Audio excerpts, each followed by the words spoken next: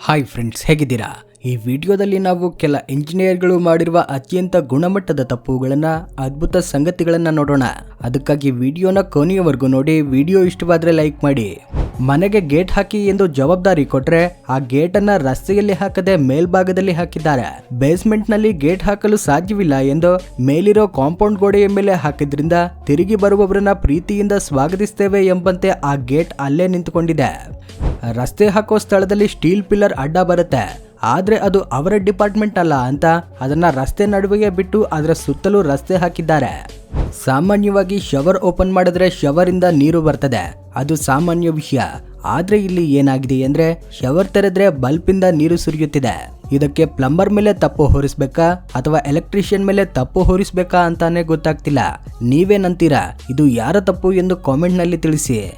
ಇಲ್ಲಿ ಏನಾಗಿದೆ ಅಂದ್ರೆ ವಾಶ್ ಬೇಸಿನ್ಗೆ ಬದಲಾಗಿ ಡೋರ್ಗೆ ಅಡ್ಡವಾಗಿ ಕ್ಲಾಸೆಟ್ ಇಟ್ಟಿದ್ದಾರೆ. ಆದ್ರೆ ಒಳ್ಳೆದೇ ಆಯ್ತು, ಡೋರ್ ಅನ್ನ ಪೂರ್ತಿ ಓಪನ್ ಮಾಡಬಹುದು, ಆದ್ರೆ ಮುಚ್ಚಿ ಬಳಸಲು ಸಾಧ್ಯವಿಲ್ಲ. ಆದ್ರೆ ಈ ಮನೆಯ ಓನರ್ಗೆ ಪ್ರೈವಸಿ ಬೇಕಿಲ್ಲ, ಡೋರ್ ಓಪನ್ ಆಗೋದೇ ಮುಖ್ಯ ಎಂದು ಡೋರ್ ಅಲ್ಲಿ ರಂಧ್ರ ಮಾಡಿ ಇಟ್ಟಿದ್ದಾನೆ. ಇಲ್ಲಿ ವಾಶ್ ಬೇಸಿನ್ ಹಾಕಿ ಡೋರ್ ಹಾಕಿದ್ದಾರಾ ಅಥವಾ ಡೋರ್ ಹಾಕಿ ವಾಶ್ ಬೇಸಿನ್ ಹಾಕಿದ್ದಾರಾ ಎಂದು ಗೊತ್ತಾಗ್ತಿಲ್ಲ. ಆದ್ರೆ ಹೌಸ್ ಓನರ್ಗೆ ಆ ಡೋರ್ ಅನ್ನ ಲಾಕ್ ಮಾಡಲು ಸಾಧ್ಯವಿಲ್ಲ ಎಂಬುದು ಮಾತ್ರ ಸ್ಪಷ್ಟವಾಗಿ ಗೊತ್ತಾಗ್ತಿದೆ. ಇಲ್ಲಿ ಒಬ್ಬರು ತಮ್ಮ ಮನೆಗೆ ಹೊಸ ವಾಶ್ ಬೇಸಿನ್ ತಂದು ಅಳವಡಿಸಿದ್ದಾರೆ. ನೋಡಲು ಬಹಳ ಸ್ಟೈಲಿಶ್ ಆಗಿ ಮತ್ತೆ ಮಾಡರ್ನ್ ಆಗಿರೋ ಈ ವಾಶ್ ಬೇಸಿನ್ ನಲ್ಲಿ ಟ್ಯಾಪ್ ತಿರುಗಿಸಿದ್ರೆ ನೀರು ನೇರವಾಗಿ ನೆಲಕ್ಕೆ ಸುರಿಯುತ್ತೆ. ವಾಶ್ ಬೇಸಿನ್ ನ ಪೈಪ್ ಬೇರೆಯಾಗಿ ಕಳಚಿ ಬಂದಿರುತ್ತೆ. ಆದ್ರೆ ಹೊಸ ಪೈಪ್ ಖರೀದಿಸಲು ಮನಸ್ಸಿಲ್ಲದೆ ವಿಭಿನ್ನವಾಗಿ ಯೋಚಿಸಿ ಪೈಪ್ ಬರೋ ಜಾಗದಲ್ಲಿ ಪ್ಲಾಸ್ಟಿಕ್ ಬಾಟಲ್ ಸಿಕ್ಕಿಸಿ ಇಟ್ಟಿದ್ದಾರೆ.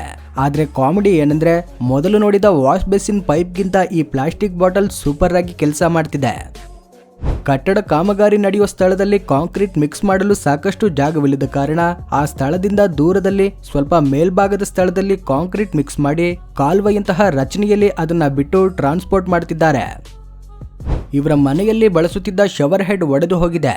ಆದ್ರೆ ಹೊಸ ಶವರ್ ಹೆಡ್ ಖರೀದಿಸಲು ಇಷ್ಟವಿಲ್ಲದೆ ಹಳೆಯ ಸ್ಟವ್ ಬರ್ನರ್ ಅನ್ನ ವೆಲ್ಡ್ ಮಾಡಿ ಶವರ್ ಆಗಿ ಬಳಸ್ತಿದ್ದಾರೆ.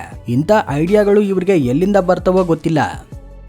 ಈ ಡೋರ್ ನೋಡೋದಕ್ಕೆ ಸಾಮಾನ್ಯ ಡೋರ್ ರೀತಿನೇ ಕಾಣ್ತದೆ, ಆದ್ರೆ ಡೋರ್ ಓಪನ್ ಮಾಡಿದಾಗಲೇ ಟ್ವಿಸ್ಟ್ ಗೊತ್ತಾಗುತ್ತೆ. ಈ ಬದಿಯಲ್ಲಿ ಲಾಕ್ ಹಾಕಿ ಆ ಬದಿಯಲ್ಲಿ ಡೋರ್ ಓಪನ್ ಆಗುವಂತೆ ಇಟ್ಟಿದ್ದಾರೆ.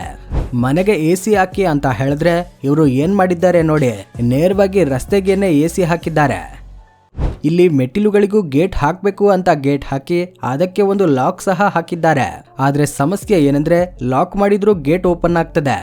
ಚಿಕ್ಕ ಜಾಗದಲ್ಲಿ ಮನೆ ಕಟ್ಟುವುದು ಸರಿ, ಆದ್ರೆ ಇಷ್ಟು ಚಿಕ್ಕ ಜಾಗದಲ್ಲಿ ಇಷ್ಟು ದೊಡ್ಡ ಮನೆ ಕಟ್ಟೋದನ್ನ ನೀವೆಂದಾದ್ರೂ ನೋಡಿದ್ದೀರಾ? ಆದ್ರೂ ಈ ಕ್ರಿಯೇಟಿವಿಟಿಯನ್ನ ನಾವು ಮೆಚ್ಚಲೇಬೇಕು. ಮನೆ ಸುತ್ತಲೂ ಜಾಗ ಬೇಕು ಎಂದು ಗ್ರೌಂಡ್ ಫ್ಲೋರ್ ಅನ್ನ ಚಿಕ್ಕದಾಗಿ ಕಟ್ಟಿ ಅದರ ಸಪೋರ್ಟ್ ಅಲ್ಲಿ ಮೇಲಿನ ಫ್ಲೋರ್ ಅನ್ನ ದೊಡ್ಡದಾಗಿ ಕಟ್ಟಿದ್ದಾರೆ. ಆ ಗ್ರೌಂಡ್ ಫ್ಲೋರ್ ಅಲ್ಲಿ ಮೆಟ್ಟಿಲುಗಳಿಗೆ ಜಾಗ ಇದೆಯಾ ಎಂದು ಗೊತ್ತಾಗ್ತಿಲ್ಲ. ಅದನ್ನ ಬೇರೆ ಉದ್ದೇಶಕ್ಕೆ ಹೇಗೆ ಬಳಸ್ತಾರೋ ಗೊತ್ತಿಲ್ಲ.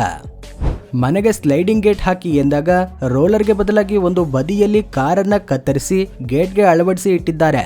ಇನ್ನೊಂದು ಹೈಲೈಟ್ ಏನಂದ್ರೆ ಕಾರ್ ಡೋರ್ ಓಪನ್ ಮಾಡಿ ಆ ಬದಿಯಿಂದ ಈ ಬದಿಗೆ ಹೋಗಬಹುದು. ಎಲ್ಲ ಕಡೆಯೂ ತಪ್ಪುಗಳಾಗ್ತಿವೆ, ಆದ್ರೆ ಮೆಟ್ಟಿಲು ಕಟ್ಟುವಾಗ ಯಾವುದಾದ್ರೂ ತಪ್ಪು ಬರೋದಿಲ್ವಾ ಎಂದು ಯೋಚಿಸಬಹುದು. ಆದ್ರೆ ಇಲ್ಲಿ ಒಂದು ಮೆಟ್ಟಿಲುಗಳ ಮೇಲೆ ಇನ್ನೊಂದು ಮೆಟ್ಟಿಲು ಕಟ್ಟಿ ಎಷ್ಟು ಕೆಟ್ಟ ತಪ್ಪು ಮಾಡಿದ್ದಾರೆ ನೋಡಿ.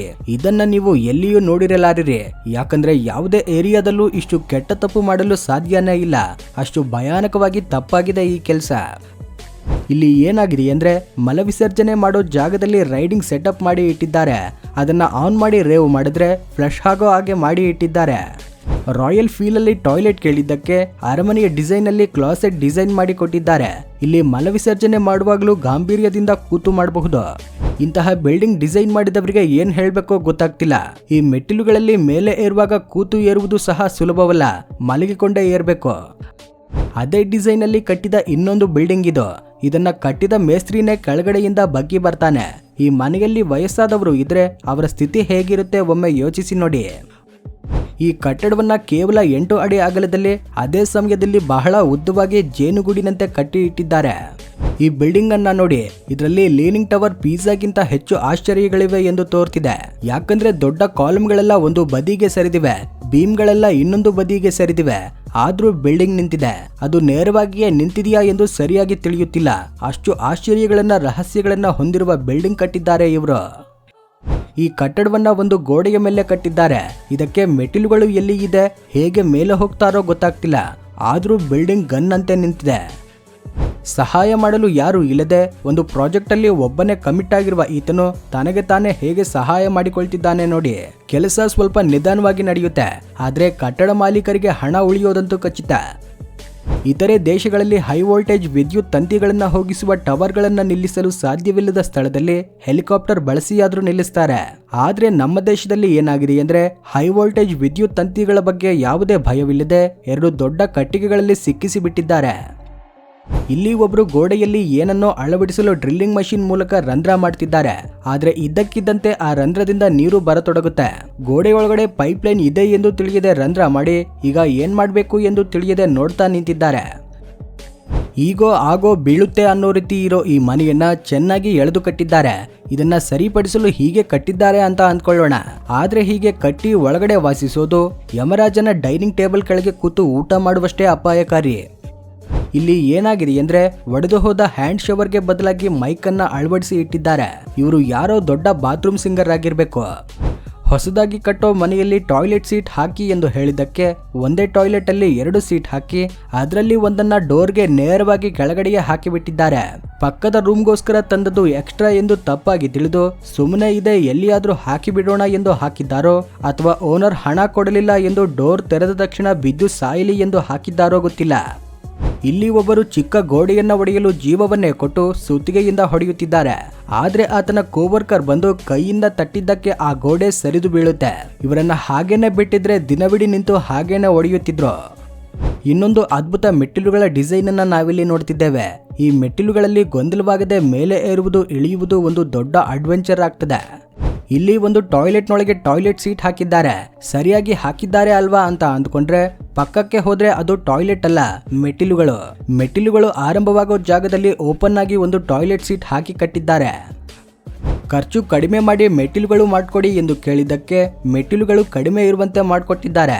1 ಇಂಚು ಸಹ ದಪ್ಪ ಇಲ್ಲದ ಈ ಮೆಟ್ಟಿಲುಗಳು 50 kg ತೂಕದ ವ್ಯಕ್ತಿಯನ್ನ ತಡೆಯುತ್ತದೆಯಾ ಎಂದು ಗೊತ್ತಿಲ್ಲ.